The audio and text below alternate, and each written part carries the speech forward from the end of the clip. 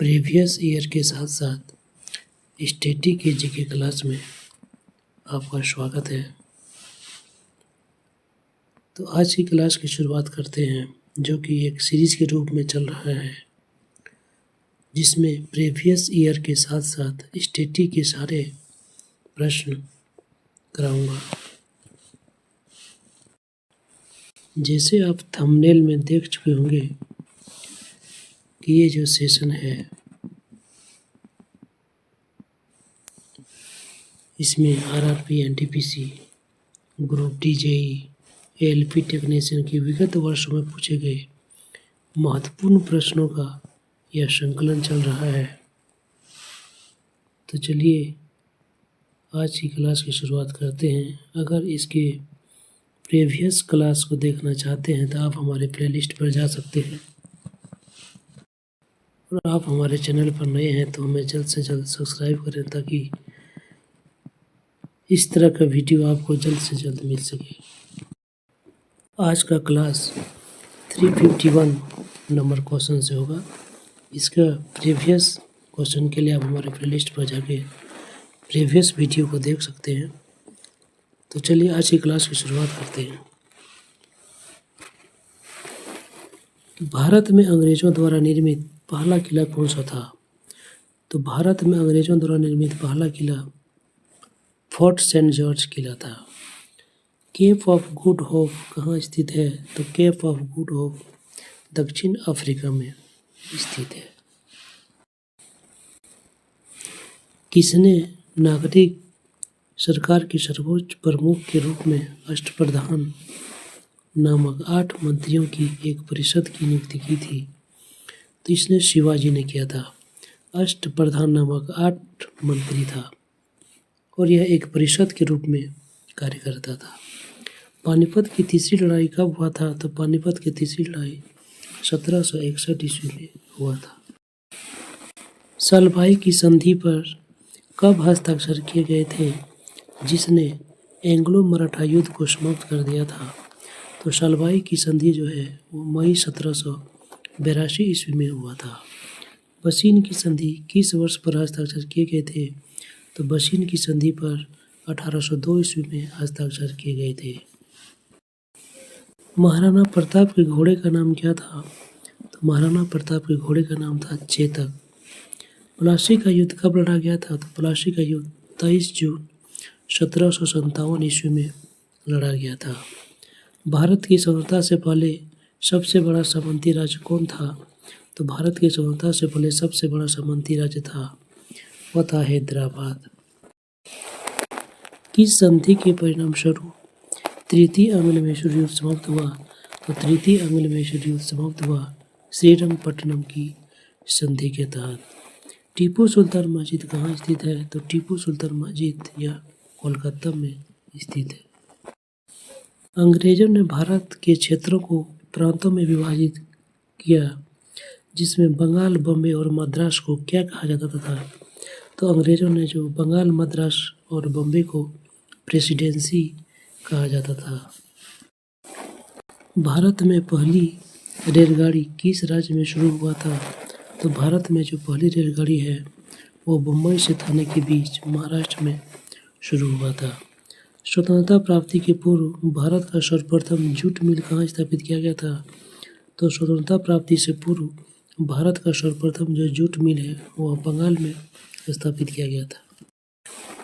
चंपारण सत्याग्रह से पहले चंपारण के किसान पंचकठिया प्रणाली को अपनाते थे, जिसमें 1 बीघा भूमि पर 5 इकट्ठे में कौन सा बीज बोया जाता था? तो उसमें पंचकठिया प्रणाली में 1 बीघा भूमि में 5 कट्ठे में नील की खेती किया जाता था। किस बंदोबस्ती के तहत बंगाल, बिहार और उड़ीसा को लॉर्ड कॉर्नवालिस द्वारा शुरू किया गया था? तो बंगाल, बिहार और उड़ीसा में लॉर्ड कॉर्नवालिस द्वारा शुरू किया गया था अस्थायी बंदोबस्त। वर्तमान के उत्तर प्रदेश, मध्य प्रदेश और पंजाब के कुछ हिस्सों में 1830 ईस्वी में कौन सी व्यवस्था शुरू किया गया था?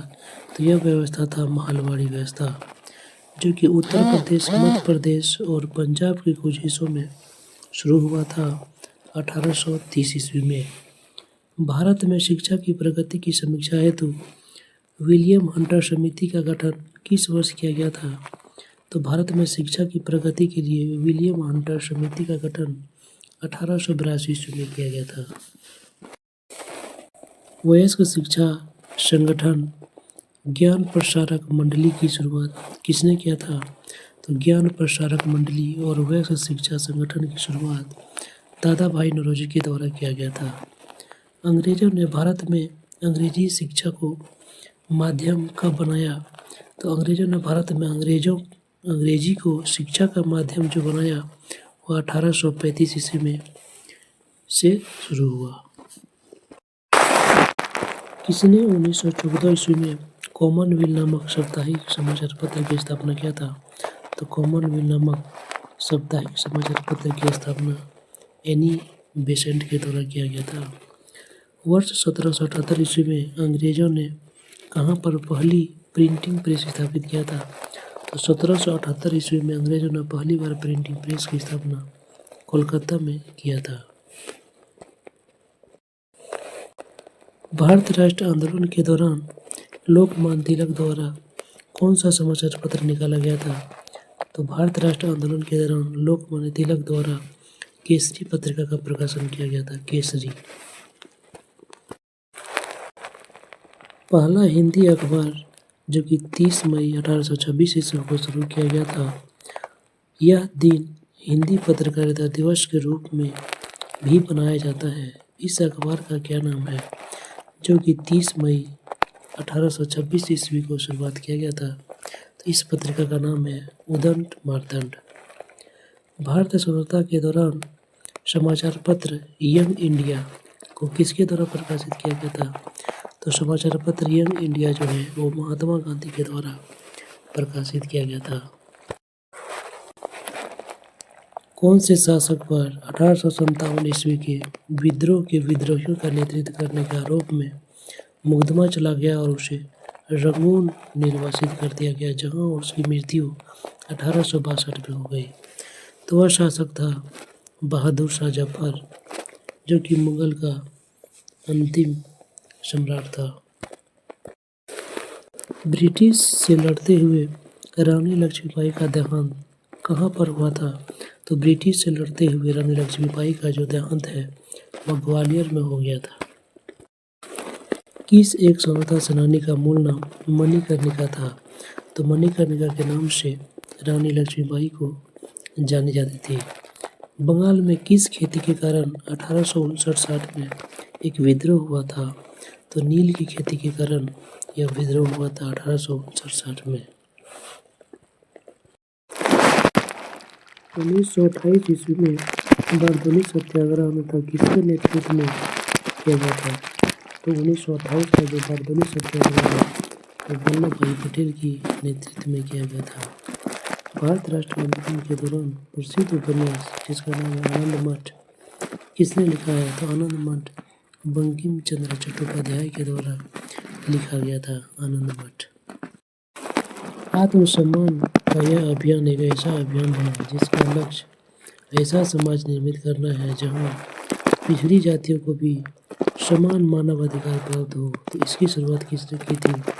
तो आत्मसम्मान का जो अभियान है इसकी शुरुआत E.V. रामास्वामी द्वारा किया गया था। मद्रास में वैद्य समाज की स्थापना किसके द्वारा किया गया था? तो मद्रास में वैद्य समाज की स्थापना 1864 ईस्वी द्वारा किया गया था। ब्रिटिश शासन के दौरान भारत में महिलाओं के अधिकार की सुधार किसने किया था? तो ब्रिटिश शासन के दौरान जो भारत में है महिलाओं के अधिकार का सुरक्षा पंडित रमाबाई के द्वारा किया गया था।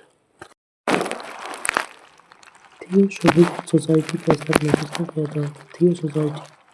थियोसॉफिकल सोसाइटी की स्थापना 1875 ईस्वी में किया गया था। ब्रह्म समाज के संस्थापक कौन थे? ब्रह्म समाज के संस्थापक राजा राम मोहन राय थे। दयानंद सरस्वती किस मिशन से संस्थापक थे? तो दयानंद सरस्वती जो है वो आर्य समाज के संस्थापक थे। सती प्रथा पर प्रतिबंध लगाने के लिए सती प्रथा पर प्रतिबंध लगाने के लिए किस वर्ष अधिनियम पारित किया गया था? तो सती प्रथा पर प्रतिबंध लगाने के लिए 1829 ईस्वी में एक अधिनियम पारित किया गया था। इसने हिंदू धर्म के कई अनुष्ठानों के खिलाफ प्रचार प्रसार किया, जैसे कि मूर्ति पूजा, जन्म से जाति, पशु बलि और वेदों को पढ़ने के लिए महिलाओं पर प्रतिबंध। तो यह था स्वामी दयानंद सरस्वती। रामकृष्ण मिशन किसके द्वारा गठित किया गया था? तो रामकृष्ण मिशन जो है स्वामी विवेकानंद के द्वारा गठित किया गया था। 1893 ईस्वी में विश्व की धर्म संघ की संसद में भारत का प्रतिनिधित्व किसने किया था? तो 1893 ईस्वी में विश्व में जो धर्म संघ की संसद था उसमें भारत का नेतृत्व स्वामी विवेकानंद द्वारा किया गया था। आधुनिक भारत नव जागृति का जनक किसे माना जाता है? तो आधुनिक भारत नव जागृति का जनक राजा राम मोहन राय को माना जाता है। भारत राष्ट्र कांग्रेस का गठन किस वर्ष हुआ था? तो भारत राष्ट्र कांग्रेस का गठन 1885 ईस्वी में हुआ था। भारत राष्ट्र कांग्रेस के प्रथम मुस्लिम अध्यक्ष कौन थे? तो भारत राष्ट्र कांग्रेस के प्रथम मुस्लिम अध्यक्ष गणपति तिवारी थे।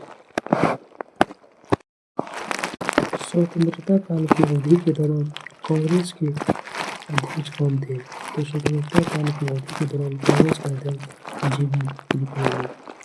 स्वतंत्रता पूर्व भारत में भारत राष्ट्र कांग्रेस की पहली महिला अध्यक्ष कौन बनी? तो भारत राष्ट्र कांग्रेस की पहली महिला अध्यक्ष बनी है Annie Besant.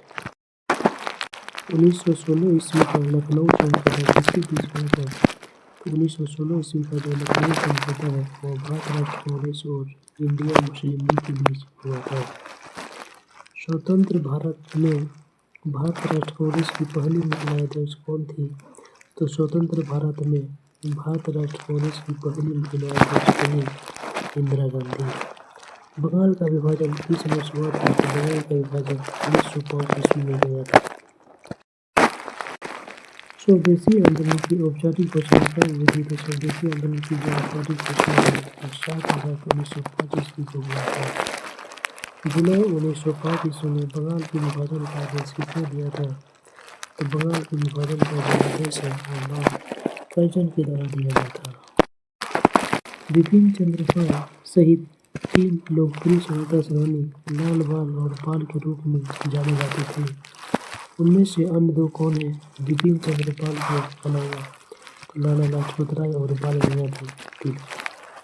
All India Muslim league की स्थापना कब हुई? तो ऑल इंडिया मुस्लिम लीग की स्थापना 1906 ईस्वी में हुआ था। भारत की राजधानी को किस शहर से दिल्ली ले जाया गया?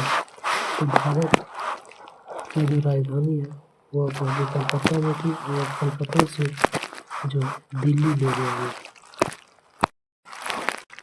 हिंदुस्तान सोशलिस्ट रिपब्लिकन एसोसिएशन की स्थापना किसके द्वारा कराया गया था? तो हिंदुस्तान सोशलिस्ट रिपब्लिकन एसोसिएशन की स्थापना जो है SSR की स्थापना भगत सिंह के द्वारा किया गया था। कौन सा आंदोलन लाल बाल पाल द्वारा शुरू किया गया था? तो वह था स्वदेशी आंदोलन।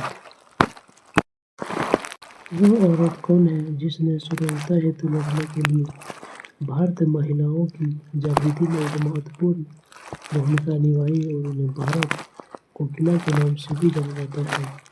तो वह स्वतंत्रता सेनानी थी जिसे भारत कोकिला के नाम से जाना जाता सरोजिनी नायडू।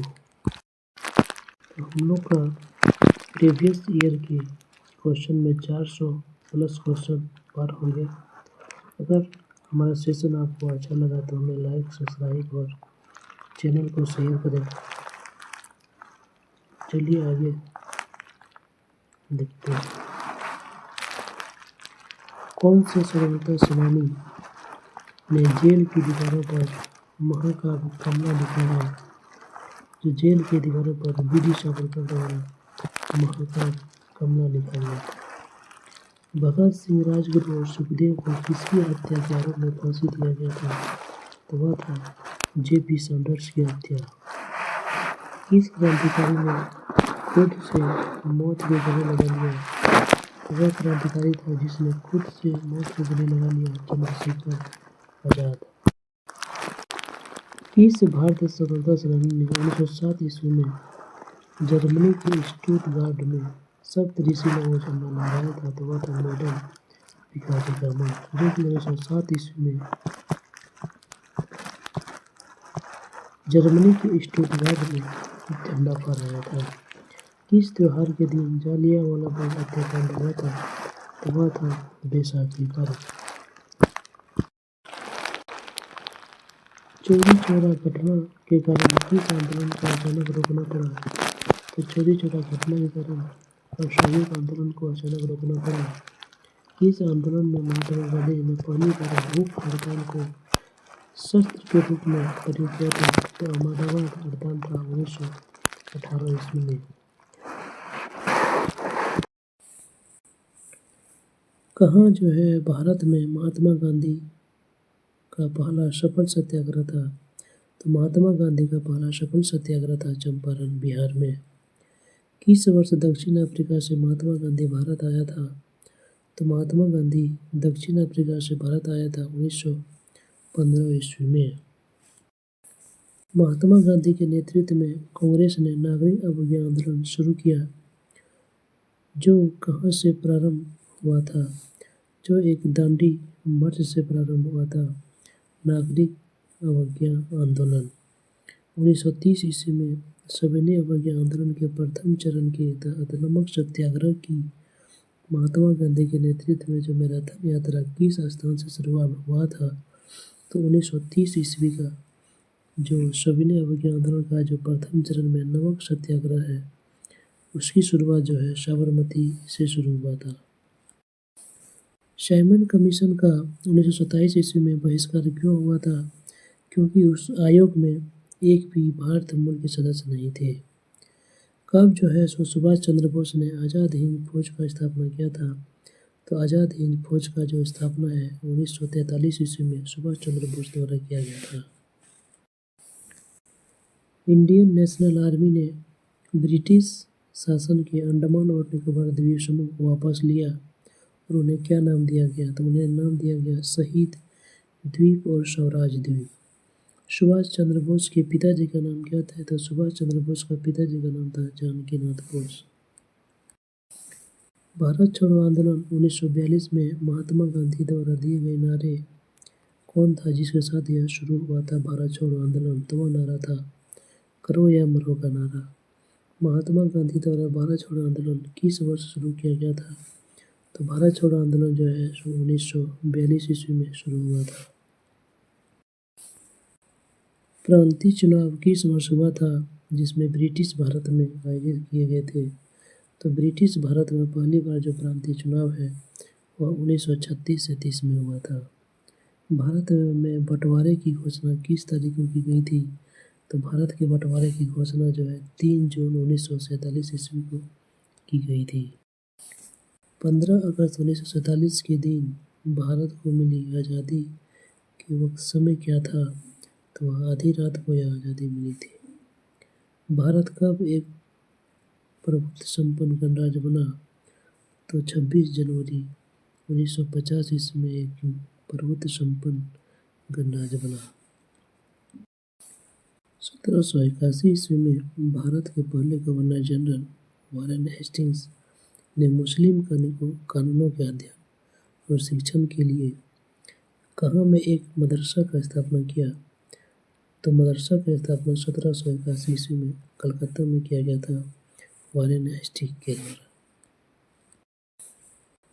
भारतीय पुरातत्व पर्यवेक्षण का गठन किसके द्वारा किया गया था? तो भारतीय पुरातत्व पर्यवेक्षण का गठन अलेक्जेंडर कनिंघम के द्वारा किया गया था। भारतीय संविधान के अस्तित्व में आने से पहले भारत का आखिरी गवर्नर जनरल कौन था? तो भारत का आखिरी गवर्नर जनरल था चक्रवर्ती गोपालाचारी। बंगाल सती अधिनियम 1829 ईस्वी में बंगाल के किस गवर्नर जनरल द्वारा लाया गया था? तो जो सती प्रथा अधिनियम है वह लॉर्ड विलियम बेंटिक के द्वारा 1829 ईस्वी में लाया गया था। Swaraj is my birth right and I shall have it. यह किस नेता का कथन था?